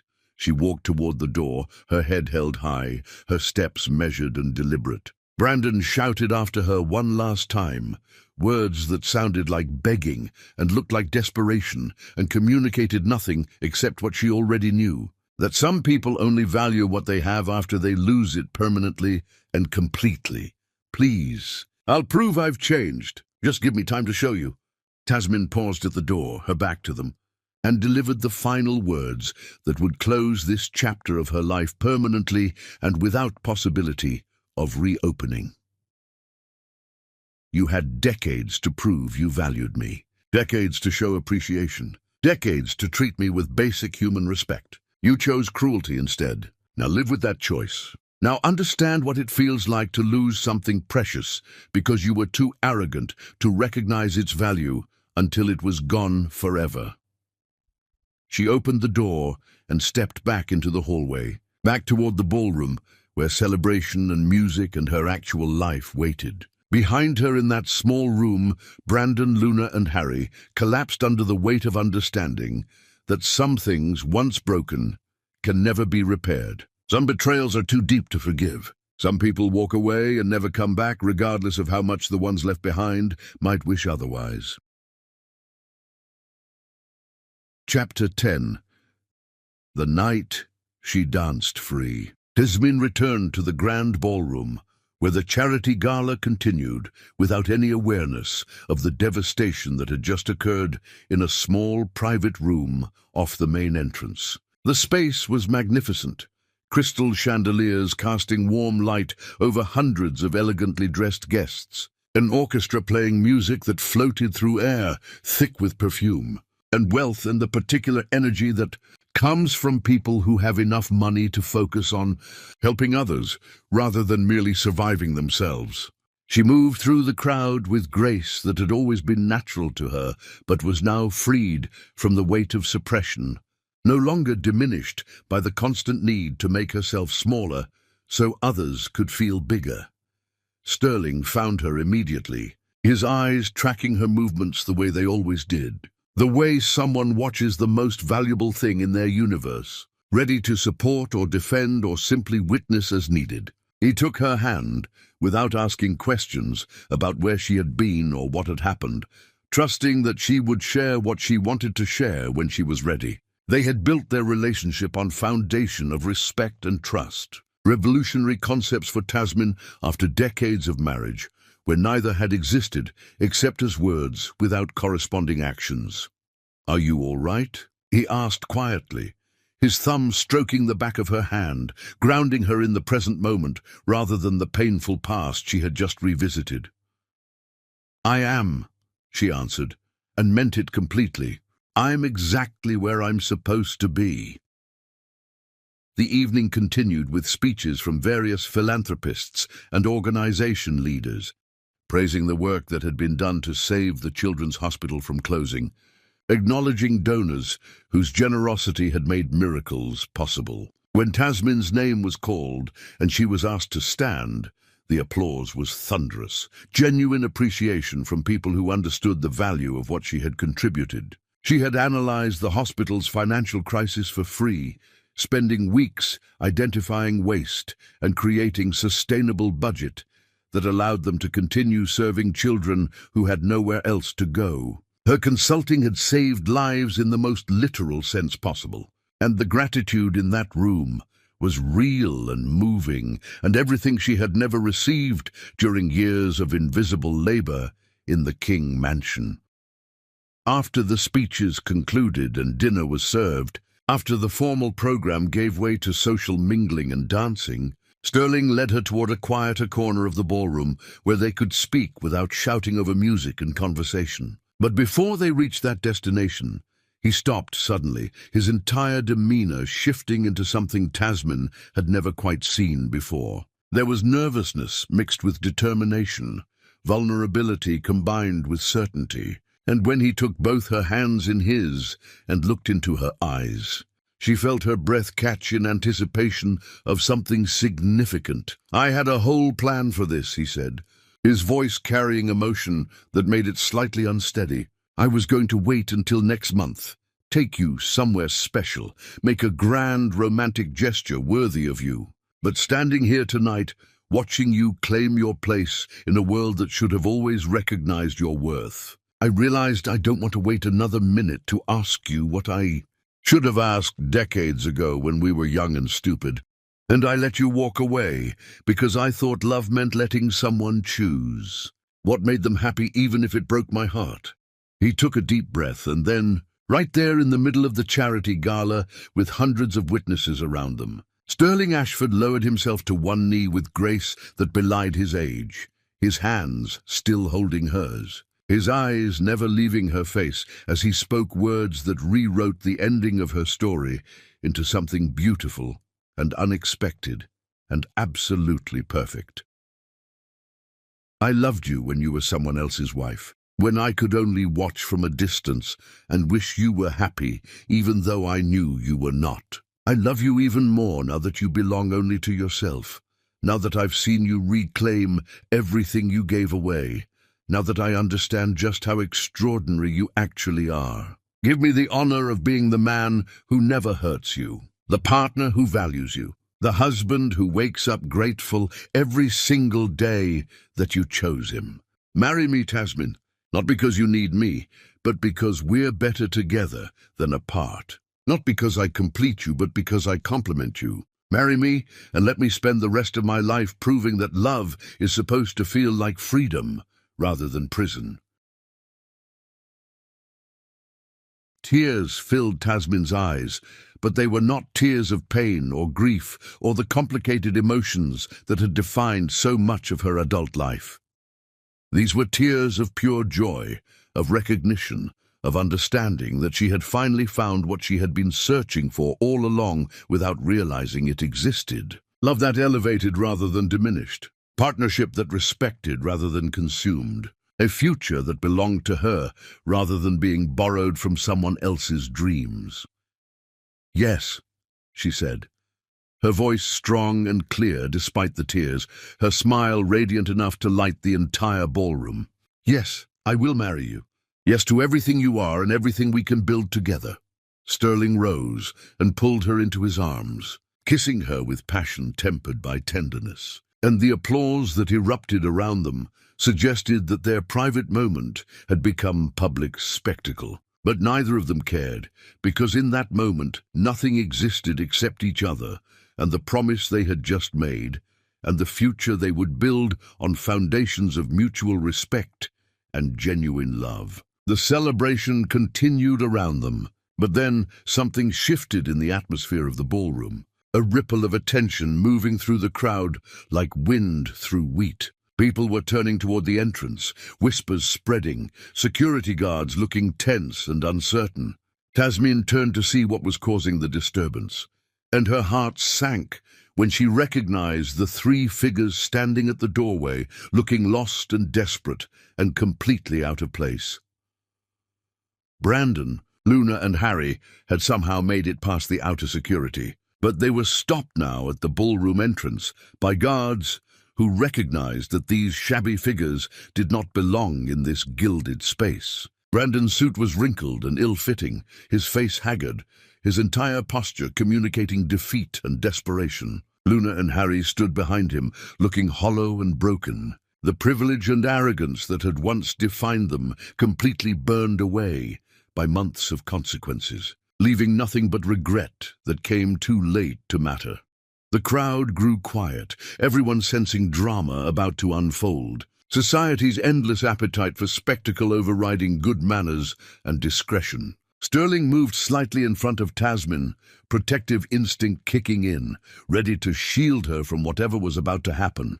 But Tasmin gently touched his arm, stepping forward rather than back, her voice carrying across the sudden silence with authority that commanded attention and respect. "Let this old man in." The words landed like grenades, their meaning multi-layered and devastating. Brandon had once been powerful and arrogant and important, a man who commanded rooms and made others feel small through the force of his presence. Now he was just an old man, diminished and desperate, begging for mercy from the woman he had thrown away. The security guards looked uncertain, glancing between Tasmin and their supervisor, unclear whether she was granting permission or delivering insult. She clarified with a slight gesture, and they stepped aside, allowing Brandon and the twins to enter the ballroom. Every eye in the room tracked their movement as they walked toward Tasmin, a march of shame witnessed by hundreds of people who would gossip about this moment for months. Brandon tried to speak when he reached her, his mouth opening and closing without producing sound, all his prepared speeches and desperate apologies dying in his throat under the weight of her calm, steady gaze and the hundreds of witnesses surrounding them. He looked at her standing there in her emerald gown, with diamonds at her throat and Sterling's arm around her waist. And he finally understood that she had not just survived his betrayal, but had transcended it completely, building a life so beautiful and successful that his cruelty had been ultimately powerless to destroy her. Tasmin turned to a nearby waiter, her voice perfectly polite, her expression neutral. her words chosen with precision that made them weapons even though they were disguised as kindness. "Please, give him some food. He looks hungry." The crowd gasped, the insult landing with devastating effectiveness because it was delivered without anger or obvious cruelty. She was treating her former husband like a charity case, like someone to be pitied rather than engaged with as equal. She was reducing him to his current state of poverty and desperation, while simultaneously highlighting her own generosity, showing everyone watching that she could be gracious even to people who had tried to destroy her. Then Tasmin turned away from Brandon and his children, dismissing them as if they were no longer worth her attention. And she added one final statement that would be quoted and discussed and remembered long after this evening ended. "Once I fed his soul. Now I'll only feed his hunger." The words hung in the air like smoke after an explosion, their meaning immediately clear to everyone present. She had once given him everything, love and sacrifice, and the foundation for his success. Now she would give him nothing except the bare minimum of human kindness you might show to any stranger. The emotional connection was severed. The relationship was dead. The chapter was closed with finality that permitted no reopening regardless of how much he might wish otherwise. The crowd's reaction was audible. Gasps and whispers, and a few scattered instances of applause from women who recognized justice when they saw it delivered. Sterling took Tasmin's hand and led her toward the dance floor while the orchestra, sensing the moment, began playing a waltz that seemed designed for exactly this scenario. They moved together with grace born from genuine partnership, her head resting against his chest, his arms holding her close without imprisoning her. Two people who had found each other after decades of waiting and would not waste another moment of the time they had left. Behind them at the entrance, Brandon, Luna, and Harry watched through tears that finally communicated understanding rather than manipulation. They watched her dance with a man who clearly cherished her. They watched her laugh with genuine joy. They watched her exist in a life that had no room for them, that functioned perfectly without their presence, that proved definitively that she did not need them even slightly, despite how desperately they had discovered they needed her.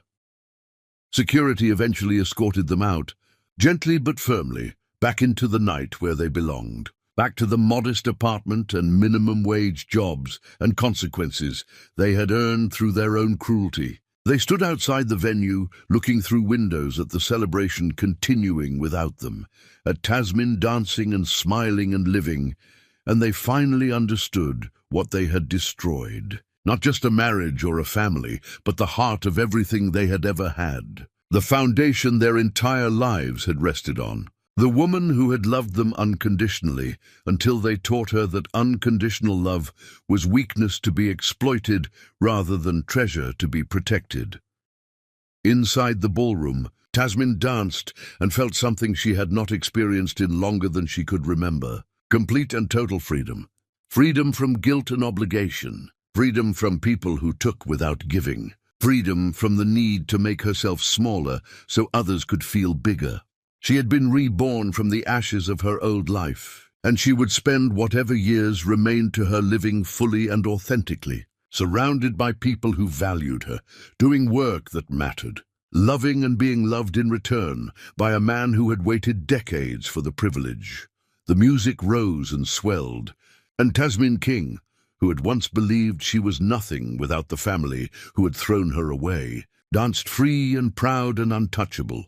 Proof that some women do not need saving because they are perfectly capable of saving themselves.